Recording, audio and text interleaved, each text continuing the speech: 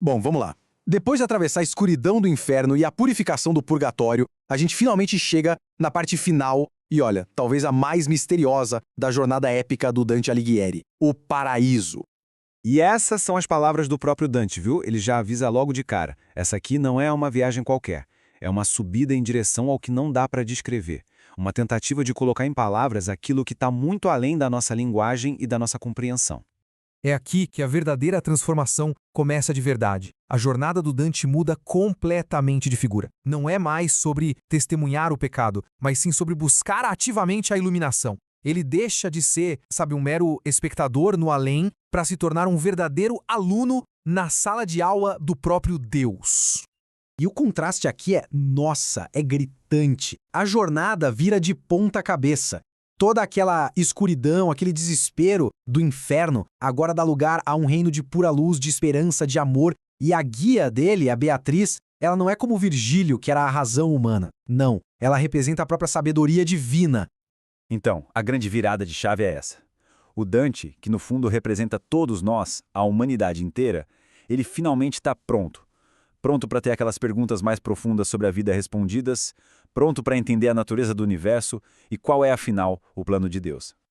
Então, vamos para a primeira parada dessa viagem para ver como essa transformação acontece na prática. Eles chegam no primeiro céu, o mais baixo de todos, a esfera da Lua.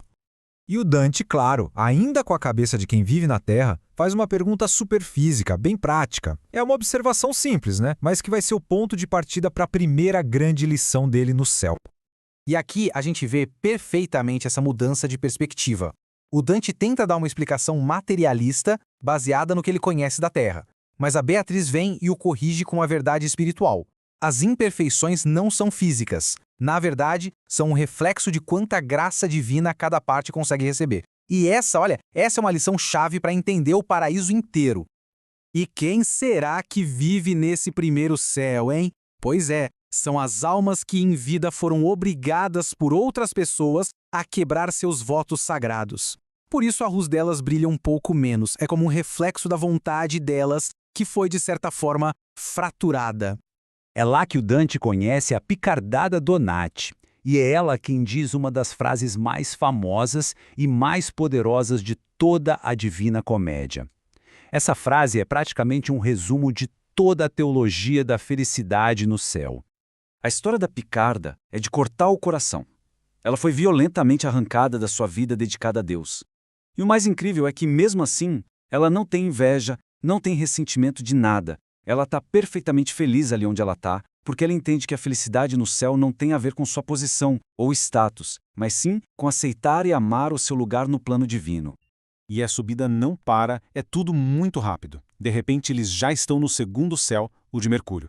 É um lugar mais brilhante, que se move mais rápido, e lá a gente encontra um tipo bem diferente de alma. Lá estão os que Dante chama de justamente ambiciosos. É uma categoria fascinante, né? Pensa assim, eram pessoas boas, que fizeram grandes coisas na Terra, talvez até heróis, mas as ações deles foram um pouquinho manchadas por um desejo de fama, de glória pessoal.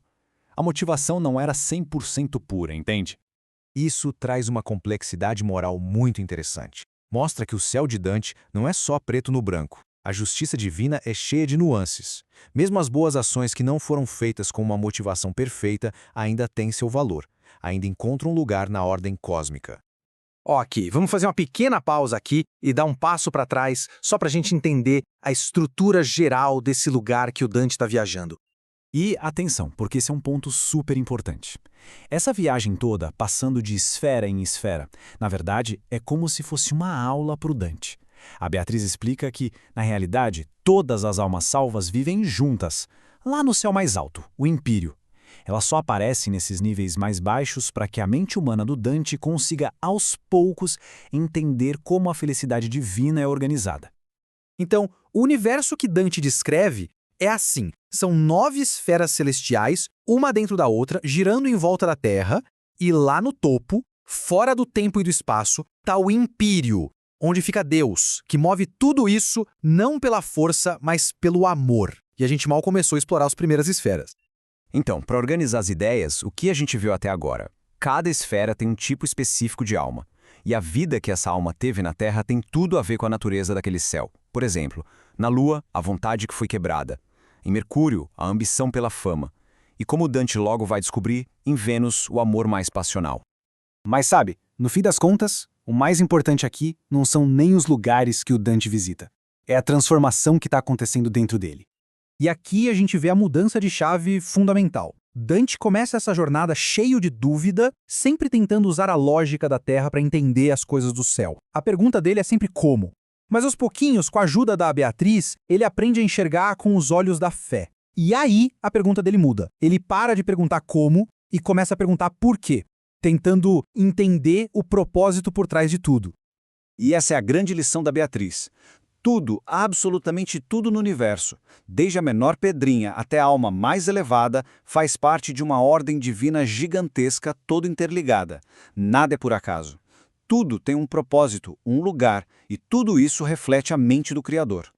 E isso tudo nos deixa com uma pergunta muito poderosa, que vem lá do século XIV, mas ecoa até hoje. A jornada de Dante nos obriga a pensar sobre o nosso próprio lugar no universo. Pensem bem, se a felicidade plena está em aceitar um plano maior, o que isso significa para o nosso livre-arbítrio, para o nosso propósito de vida e, no fim, para a natureza da própria felicidade?